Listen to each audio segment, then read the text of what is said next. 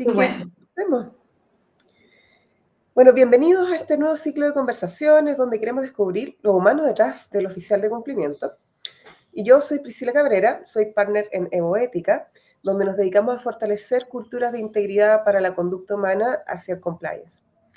Y ahora está con nosotros, ni más ni menos que Giovanna Gardela, quien es Managing Director en Compliance Global Consulting y Ethic Pro.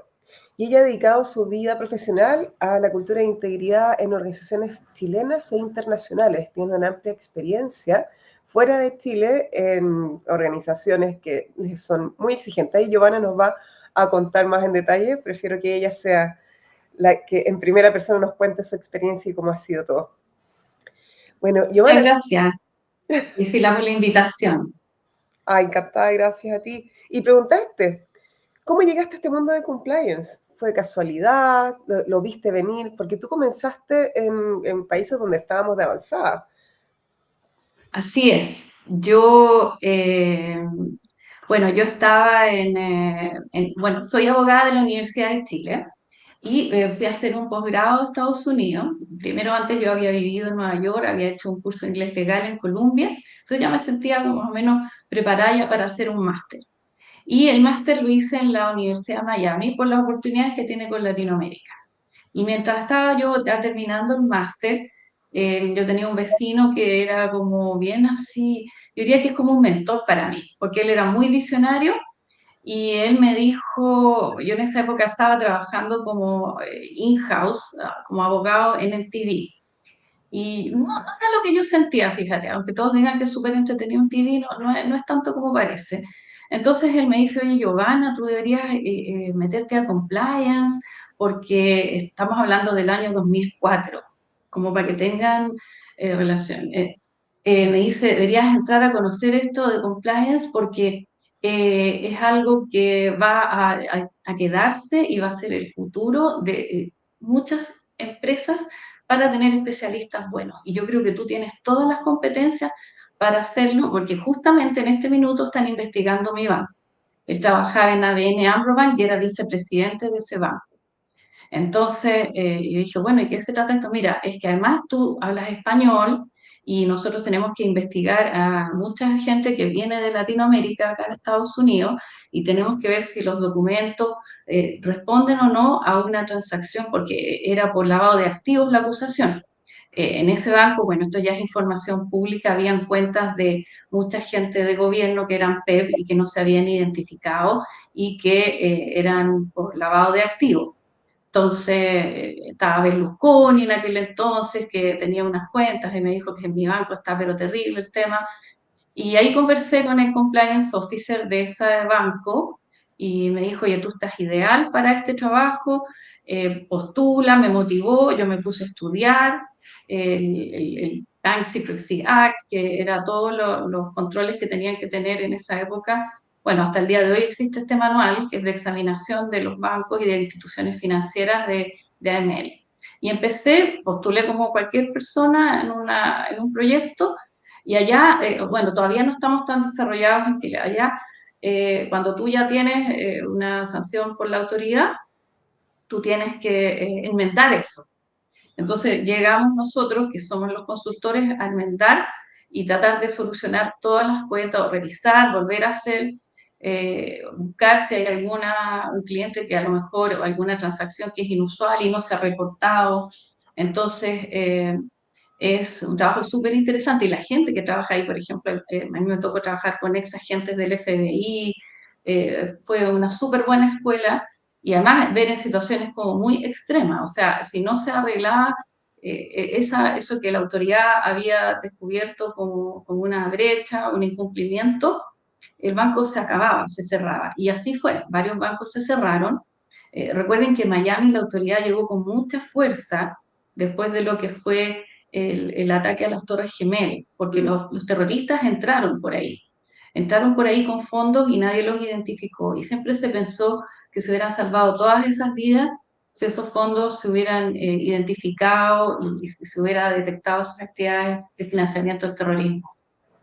Entonces, sí, fue una escuela, yo creo que la mejor que me ha tocado en la vida. O sea, fue un gran posgrado, básicamente. Sí, sí, y al tiro, o sea, inmediatamente, o sea, esto es, compliance es gestión pura, es entrar inmediatamente a la cancha a jugar. Acá todavía hay mucha abstracción, mucho derecho penal en teoría, pero allá es, oye, a solucionar el tema ahora, estamos justamente en investigación. Y eso fue yo creo que lo más enriquecedor de mi carrera. Sí, sí, porque aprendiste en terreno y además con casos importantes inmediatamente. Sí. Y en este marco, ¿tienes alguna anécdota profesional que nos puedas contar? Sí, sí, mira, aquí la gente a veces cree que todo esto compliance es una burocracia, un papeleo, pero es tan importante que tú puedes salvar. A mí me tocó el caso que yo le salvé la vida a una persona. Estábamos revisando unas transacciones y se identificó la due diligence para que vean que es importante la due diligence a todos los compliance officers. Nosotros somos pilares importantes de la sociedad. Yo en una due diligence identifiqué una transacción inusual en que un señor que no tenía ningún antecedente penal, que era por ejemplo un profesional, que hizo una transferencia a una persona con antecedentes de la mafia, que era de la mafia cubana de allá. Y lo reporté porque me pareció que era inusual que una persona de un trabajo normal hiciera ese tipo de transacciones a alguien que tenía antecedentes ahí que se veían en la due diligence. Y inmediatamente las autoridades respondieron a esta, porque fue a FinCEN y de FinCEN se envió a la policía. Y bueno, yo después me enteré en la prensa todo esto, que esa persona era un señor que estaba conspirando para asesinar a su esposa a través del pago de un sicario, de un sicariato que era este señor de la mafia. La policía hizo el seguimiento de este señor que estaba conspirando en asesinar a su esposa y también al sicario. Le avisaron a la esposa, pusieron el micrófono y finalmente lo detuvieron y le salvaron la vida a esta señora que el marido estaba conspirando para asesinarla. Entonces me di cuenta que mi reporte le salvó la vida a esa señora y que todas las autoridades actuaron de manera oportuna, porque se le hizo el reporte al FinCEN, el FinCEN le avisó a la policía y la policía hizo inmediatamente el seguimiento de esta situación y le salvó la vida a esta señora. Entonces sí, es súper importante compliance, salva vida y es un pilar de la sociedad.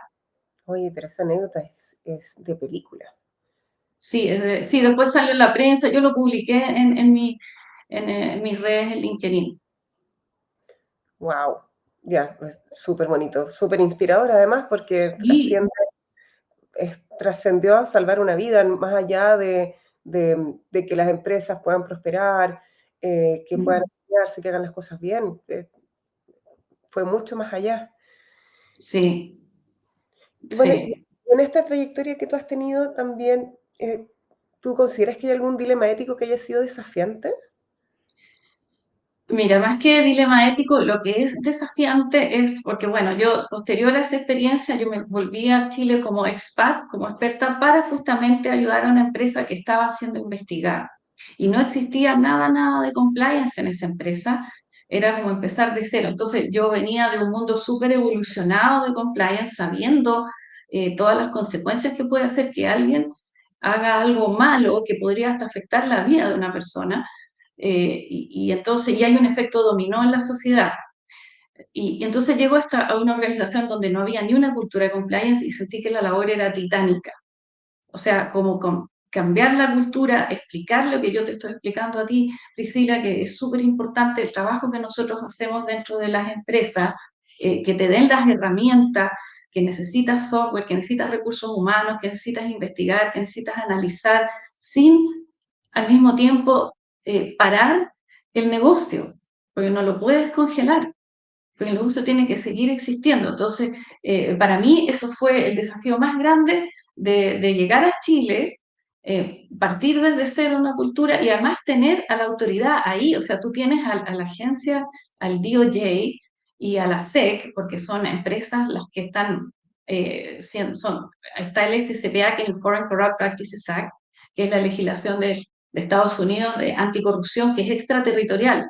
Entonces, para mí eso fue un desafío súper grande, volver a mi país, volver a Chile después de 10 años de haber trabajado en compliance, venir que al estándar que era bajo, que no habían expertos tampoco que me podían asesorar, porque todo era nuevo, la ley recién se había pasado, la ley de responsabilidad penal de las personas jurídicas, y mucha concepción que era solo papel, que no era verdad, que no era realidad, que esto no había que chequear de verdad cada una de las situaciones que eran riesgosas e impedirlas, es decir, esto no se puede. Eso creo que fue lo más desafiante que también me ha tocado en mi carrera. Oye, y en ese sentido, ¿tú crees que qué consideras tú que te ha costado más? Porque, por ejemplo, en ese caso, claramente tuviste que entrar en la convicción de la gente, empezar a explicarles por qué esto es tan importante. ¿Qué es más difícil de explicar esto de que hacer lo correcto agrega valor? ¿A la alta dirección o a los colaboradores? Mira, yo creo que va en las dos líneas, va en las dos líneas, porque me ha pasado de todo, me ha pasado que arriba a lo mejor están súper convencidos, pero abajo no llega el mensaje.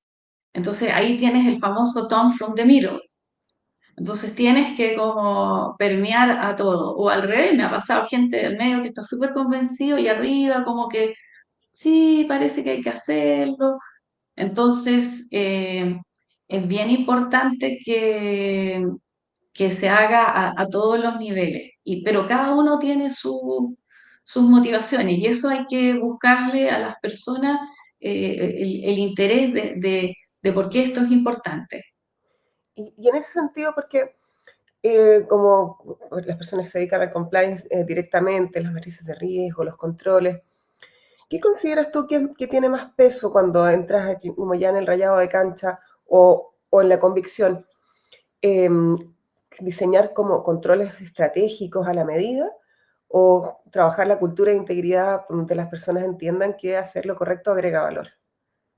Va dependiendo, fíjate, o sea, todo lo que tú dices es importante y es transversal, pero aunque tú no lo creas, cada persona tiene sus propias motivaciones. Entonces, por ejemplo, un área comercial, ellos quieren vender, para ello su motivación es ser competitivos, entonces tú tienes que llegar ahí a, a esa motivación con ellos y decirle, oye, esto es importante porque tú vas a ser un socio mucho más confiable y te va a abrir oportunidades de negocio. Porque nadie quiere hacer negocios con alguien que puede hacerle caer en algún delito o que a lo mejor lo pueda hasta engañar o ser un fraude. Entonces, eh, a esas personas, a ese grupo, yo les digo ese lenguaje. Compliance te agrega valor y te hace más competitivo. Por otro lado, tú tienes otras personas que sí les interesa el mensaje y les interesa estar alineados y se sienten felices que, que lo que ellos hacen es algo bueno por sí, para sí mismos, porque duermen tranquilos con la almohada en la noche, porque su organización está alineado con sus propios valores de que ellos están haciendo algo correcto y que además eso ayuda a la sociedad completa a que haya confianza. Entonces a esas personas yo les digo, oye, esto va alineado contigo, estamos haciendo el bien, siéntete feliz todos los días, levantarte de que estamos ayudando a que, ya sea, por ejemplo, el producto que ellos tengan, se está haciendo bien. Si yo vendo medicamentos, lo estoy haciendo de manera correcta, salvo vidas y además estoy alineado con hacerlo de manera ética. Entonces, la gente se siente feliz. Y ese es un grupo bien grande de personas. Después hay otro grupo que en realidad tiene miedo a la sanción o al daño reputacional, que quiere cuidar su carrera. Entonces, a esa gente yo les digo, oye, aquí sí puede existir una sanción y esa sanción puede ser la cárcel. O sea, imagínate tú que te vayas a la cárcel o incluso que ya te estén investigando, qué va a pensar tu familia, todo el daño reputacional, el dolor de tu hijo.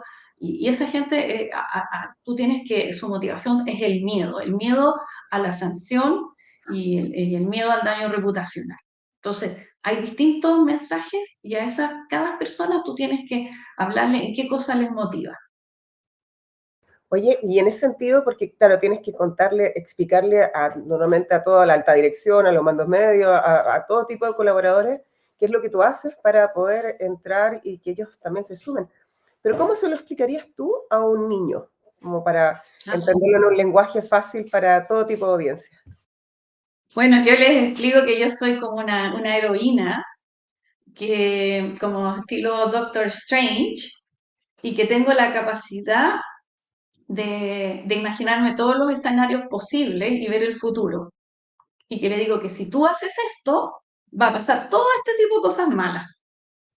Pero si tú me haces caso a mí, no va a ser todo bien y vamos a hacer un mundo mejor. Entonces, es bien importante porque uno extrapola todos los escenarios posibles desde una situación que alguien puede gatillar con un incumplimiento. Entonces, así se lo explica fácil al niño que uno es una heroína con poderes de ver el futuro. Y sí, porque y es así, porque yo sé que tú ves los escenarios y dices, ups, Sí, aquí sí. hay algo que podría fallar o algo que no está bien, tal vez diseñado. Y si pudieses cambiar algo de cómo se vive el compliance en las empresas hoy en día, porque has visto muchas empresas tanto en Chile como también en Estados Unidos y en otros países, ¿qué cambiarías tú en la forma en que se vive el compliance? Yo creo que la gente tiene que entender que compliance es un trabajo arduo, que no es solo una declaración de una política, sino que en el día a día tú tienes que probarlo. Es una gestión, tienes que ocupar herramientas tecnológicas, tienes que tener recursos, y esto no se hace así como del aire. Se hace trabajando y probándolo, o sea, evidenciándolo el día a día, eh, en cada una de las operaciones, y que todos son compliance. Entonces, a veces siempre se cree que es como una política, algo así arriba, y no, es algo muy concreto y necesita, bueno, ahora estamos en un mundo tecnológico, necesitamos tecnología para poder demostrar esto con trazabilidad, con formas de no alterar las evidencias, y porque la naturaleza humana, lamentablemente, no somos perfectos y hay taras, o sea, está la codicia, la soberbia. Entonces, a través de todos estos mecanismos que inventamos, nos vamos protegiendo de que ese porcentaje de la población que está dentro de las organizaciones, nosotros podamos prevenirlo y tener la evidencia de que estamos en eso. Entonces, se necesitan herramientas. Eso es lo que yo diría. Esto no se hace solo como diciéndolo. Sí, sí, y además que las organizaciones también tienen que llegar a todos sus rincones. Comparto absolutamente Claro, tu opinión. Las herramientas, y hoy en día tenemos acceso a herramientas tecnológicas, de hecho. Bueno, tú tienes una, sí, que de hecho la estamos sí, conversando. Si quieres sí, contar un poco sí. de qué es lo que hace. Es Ethic Pro. Es Ethic Pro, que es una herramienta donde yo tengo todas las situaciones, porque hay mucha confusión a veces entre las matrices de riesgo, porque la matriz de riesgo a ti te dice dónde podría estar tu dolor, pero no te dice cómo solucionarlo, o sea, no te lo soluciona, te dice hazlo, contrólalo. Por ejemplo, si yo tengo un conflicto de interés, claro, hay que hacer un sistema que lo controle.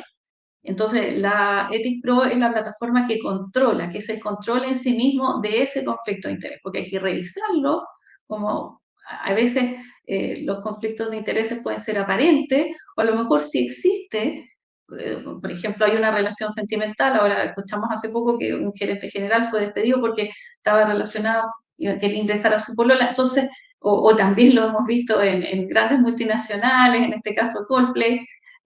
Si yo tengo un conflicto de interés, lo tengo que declarar y tengo que ver cómo solucionarlo y mitigarlo. O sea, si estoy en una situación que yo tengo que decidir que una, una persona que yo tengo una relación sentimental va a entrar a trabajar y yo voy a ser su jefe, obviamente que me tengo que apartar de esa decisión.